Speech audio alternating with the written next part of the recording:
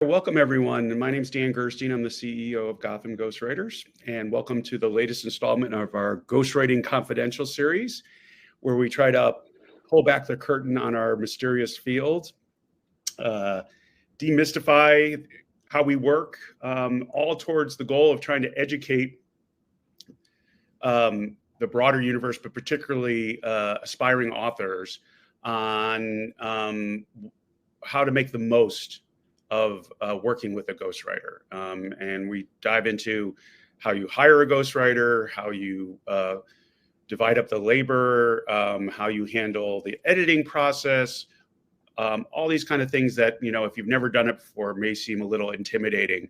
And by leveraging the experience of all these terrific writers we have in our community, we're in a position to, I think, help authors better prepare to maximize the relationship they have and get the most bang for their buck, as we like to say. So this year we started a series where we're interviewing writers in our network for, very focused conversation around their experience and lessons they've learned. And hopefully by sharing their wisdom about specific examples, they can help, again, better inform the universe of authors that are contemplating working with a ghostwriter. So today we're joined by Sally Collings, a terrific writer from the Bay Area, who we've worked with on many occasions. And Sally, correct if I'm wrong, originally from Australia? Yes, that's right. And as I start to speak, that'll become apparent, I'm sure. Well, thank you for making time to join us. We've been starting these conversations with, the early stages of the conversations that writers have with potential clients. So when you're speaking with someone who's interested in hiring you, what should they prepare to ask? What should they know about heading into that conversation so that they're making the best choice for their project? Look, it's a great question, Dan. I think being as concrete as possible. So asking writers about the books that they've worked on that perhaps have enjoyed the most, and just digging into what makes them tick and whether that aligns with what you're trying to do. Even asking them about, because sometimes we can't disclose specifics of the books that we have worked on, even talking about favorite books and the books that they would have loved to have worked on. That's a really interesting question. And talking about, for the client, from the client's side, what books do they admire? What do they aspire to sit beside in the bookstore? So getting really concrete, I find, is incredibly useful.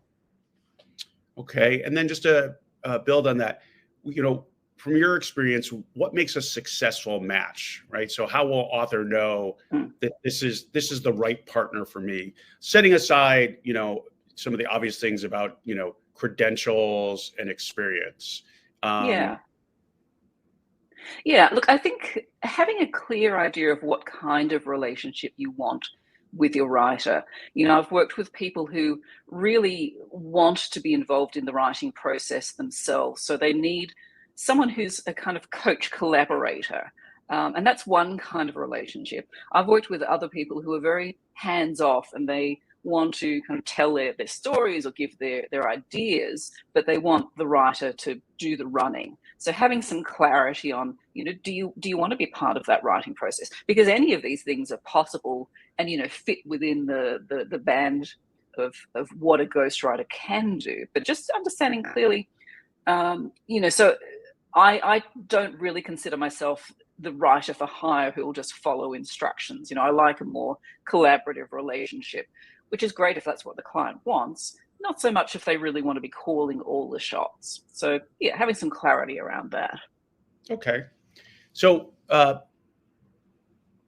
let's pick up on that thread around clarity and clarity of expectations. So when you're, an author feels comfortable and confident that you're the right person to work with, and once you start working together, how do you go about setting their expectations about, first, who's going to do what, right? The division of labor. And then secondly, about what success looks like for the book. Yeah. I want to tackle that success question first because it's so interesting to me. I always have very specific conversations with people. I say, look, what do you imagine? What do you see this book doing? Where do you see it going? Who do you see reading it? And trying to get really visual about it so that if they want to see it on the New York Times bestseller list, I know that. If they just want to see it in the hands of their colleagues, their family, their community, whatever that might be, their business community, then I need to know that too. It's interesting because often their idea of success evolves as the process goes along, and that's fine so long as we keep talking about it. Right. And then the clarity, I guess, it's very much just the specific questions of just starting to set up, here's a work plan, here's what it's going to look like. We'll do interviews every week. I'll feed you chapters, you'll look at them, you'll respond. I'm going to need X amount of your time. Which is an important consideration because often people come in and think, okay, I've got a ghostwriter. I don't need to give any time to this. Wrong. But their commitment varies because, for a lot of people, they don't have a huge amount of time. So just, again, having those conversations and being very concrete about it. So, and do you have kind of a template of a process for the construction of the book that you then tweak or customize depending on who the client is? Or do you start with kind of a blank slate and listen to the author and then formulate a process that's tailored and bespoke to their specific project? Yeah, look, A and B. Okay. I love the process. I have like a library of different schedules and workflows that depend on the type of project. So, for example, if I start working with someone and they're, a very auditory person, we're going to do it in an interview-based way. So I'll set up a schedule that reflects that. If they want to be more hands-on and sending me some draft material that I respond to, I'll schedule for that. So yes, I have different templates depending on the circumstances, and everyone's a little different. And we always, have to take into consideration that someone's got a great conference happening there and they're not available. So we weave it around their availability. Some people love being committed to a weekly call with me. Other people want to just, get me in their office and just download the brain dump. So yeah, it can be adapted to where they're at. So have you had engagements where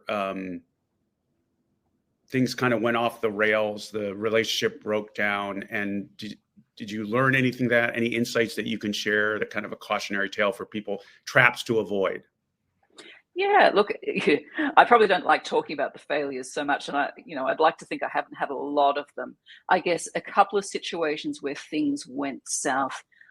I worked with a client, and I'm trying to phrase this carefully. I worked with a client who was an academic who'd had a profound stroke and had very profound aphasia, so wasn't able to communicate very much. We worked together for 3 years on her book. And it was exhilarating, exhausting, and I was finally tapped out. And it became difficult but necessary to say, look, I just don't have any more to give to this. You need to work with someone else. And she eventually went forward with family and completed the book. I guess, what did I learn from that? That it's really, really difficult to be a ghostwriter for someone who can neither communicate verbally or in a written form. It's it's like what's that famous book, The Bell and the Butterfly, the Yes. guy who's got the locked-in syndrome. I mean, just terribly, terribly difficult.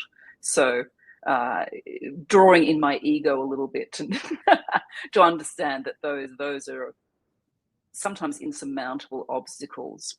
And then I guess the other thing situation that comes to mind was someone who engaged me to work on a book. It was kind of an industry expose or insight, if you like. But he didn't really have the stories there. I think what he had was enough for an article, but he just didn't have the goods. And maybe it was something I could have detected up front, but it taps into a piece of advice that I often give to people, which is before you launch into working with someone to write the book, consider doing a long form article first, because it will test your ideas. It will develop your voice, how you want to come across on the page. It'll test the audience and the level of interest. If an editor at Forbes wants to buy your article, then you're on the way to knowing whether you're going to interest an editor at HarperCollins, say. So Right. that was the kind of takeaway from that, is sometimes you really should just start with the article. Okay. So let's dive into kind of the mechanics of the writing process. Based on your experience, do you have any tips for authors in terms of, whether you tend to have better success when there's, a full draft to review, maybe after you've done a few chapters and they're confident in the voice, and to look at a full draft to review before starting to do deep dive edits? Or you found better results where it's chapter by chapter, getting them to weigh in and making revisions with each chapter? Yeah, look, I tend to work on a chapter by chapter basis, because that way we can develop the voice, develop the approach. We can tweak and adjust and have some flexibility as we go. But I always find that I hand over either chapter by chapter or chunks, a couple of chapters at a time, to the client. Then we get to the end and we start again. We stitch it together, as I say, and we look at how those chapters sit together. And almost always there'll be a story that we've told in chapter 3 about, a particular situation, and we mention it again in chapter 12. We have to make decisions like, does that come up twice? Do we only have it in chapter 3? Where is it doing its job the best? So, for me, having an incremental approach of just going chapter by chapter is the most effective. It does depend on the client being receptive to something being in a draft form. I mean, I think I produce pretty neat drafts, but the first run going chapter by chapter, there'll always be clunky bits. There'll be things that don't quite sound like them that we need to tweak up. And that's what I love about the collaborative process, that I'm not going to nail it 100% first time around. I mean, sometimes I do, and I'm delighted to. But, just honing and refining chapter by chapter, week by week, until it's as good as it can be. Okay. I want to go back to your the point you were making about communication and the challenge you had with the one author in the medical condition. I'm curious, now that our habits have been reshaped by COVID, and these kind of conversations, interactions through video have become so widely accepted and people are more comfortable with it. Has that made it easier for ghosts to do their job? And do you think that helps the authors as opposed to where, before a lot of these conversations were done over the phone? Right. Look, I think it's done away with the insistence that clients need a ghost who's in the same city. I'd often see like the ideal project come up for me and they'd say, got to be in New York City. And so, okay, can't do that. So I think people are much more embracing of the fact that we can be anywhere. Probably I always found it fairly easy to interview and deal by phone. I never felt that I had to be in the room with someone that much. It makes a huge difference to meet once or twice during the project, but to some extent, it's almost distracting, I want to say. I find that a Zoom interview is at least as good as being in the room with someone, because you can just focus in on what they're saying, not be distracted by the weather and the, what kind of coffee they've given you. So, I feel like it's kind of a golden age where people are accepting that their ghost doesn't have to be in the same city. You can still see each other and develop a really strong rapport. So, it's a good time for us to be working.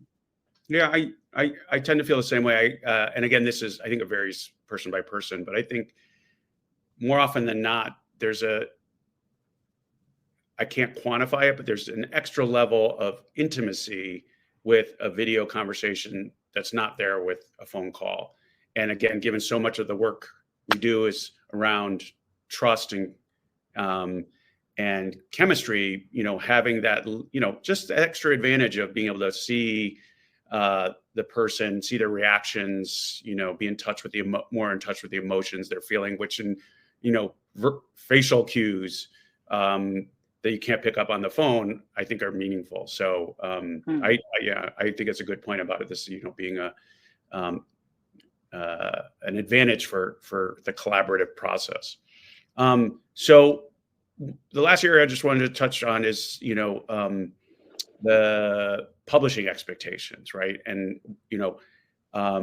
how to educate authors about what ghosts can and can't do, and, the role that a ghostwriter can play in advancing their interest with what to do with the book once it's written. Yeah, look, I love this space because I worked in publishing for many years. I ran a small publishing business in Australia, so I love exploring the options. And often a client will come in, an author will come in, and they'll have a very clear expectation that they want a deal with one of the big 5 publishers. And if I think that's not, what's going to benefit them the most, then, I'll talk to them about that. Also, I often have people who come in saying, look, I don't think a big publisher is going to be interested in this, so I'll probably self-publish. And as we work, I just think, I think this is a really, solid proposal for a publisher. I don't think it's something you need to make a firm choice on upfront. I think it's, again, A and B. I'm a real fence sitter about a whole lot of things. I think that you can start to set a path towards seeking a publishing deal, and you do that by looking to get a literary agent, by writing a book proposal. But if, as you move along, you find that the doors aren't opening, then there are excellent hybrid publishers, smaller independent publishers who have less, gatekeepers between you and the publisher. So I think keeping the options open, looking at what's in your genre, who's publishing what, at what scale. Mm-hmm. What publishers want is they want demonstrable numbers, demonstrable interest. So the more you can keep building that, whether you get a trade publisher or whether you do it yourself, you're going to need all of that anyway. You're going to need people already interested in what you have to say. Got it. Have you ever had an instance where there's someone who's come in, I want a New York Times bestseller, and it's exceedingly unlikely that they can even sell the book to a small independent traditional press, and you have to have a come to Jesus conversation with them? Yes, Dan, I have. Yeah, look, I think one of the things I have to make really clear to authors is that there's no guarantees in this business. They could have the best idea, the best platform, and then something. I was working with someone on a fantastic travel memoir 3 years ago, and then the pandemic happened, and no one wanted to talk about travel. No one wanted to hear about travel. It just was a really painful subject. So she had to shelve it. Hopefully it will come to be again. But if I'd made any promises to her, I mean, we had high expectations, but the world didn't want that to happen. So, Right. Not everything is controllable. Got it. Very good, honest advice and a good note to end on. Well, thank you, Sally, for joining us. Thank you for everyone who's tuned in, either live or we'll see this in the future. Hope it was helpful. And we will see you next Friday for the next installment of Ghostwriting Confidential.